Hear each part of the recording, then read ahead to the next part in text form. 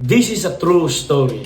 Dito sa gawas nasod, adunay usa ka tawo nga tungod sa mga problema nga niabot siyang kinabuhi, nibiya na siya sa iyang pagtuo sa Ginoo. Nahimo siyang atheist ug dili na gyud siya ganahan mga lagad. Tungod sa iyang kalagot moadto sa publiko ug iyang ginadeclare nga dili gyud tinuod ang Ginoo. Manghagit siya debate apan walay musukol kaniya kay hadlok ang mga tawo na siya authority ug naa siya mga bug-at nga rason. Usa ni anak kay gayon na ay tigulang nga babae ni duol ug niingon, "Sir, na ako'y pangutana og ningon ng tao." Go ahead. Og nitubag ang tigulang, dili lalim ang akong kinabuhi. Kaniadto ni biya ang akong bana sa bata-bata pa nga edad ug gibilinan ko niya og 8 ka buok anak. Hala ko kabalo kung unsa akong buhaton, so ang akong gikuptan maura gyud ang Biblia ug ang akong pagtuo ngadto sa Ginoo. Matag adlaw dili gyud nako sipyaton ang pag-ampo ngadto sa Ginoo ug nakabati kog kusog ug paglaom nga maningkamot aron mabuhi ang akong mga anak. Karon okay na ug naa na sila sa mayong kahimtang. Tigulang nako ug ako lang isulti kanimo nga sa tibuok na kong kinabuhi nakatabang gyud ang pagtuo nako ngadto sa Ginoo.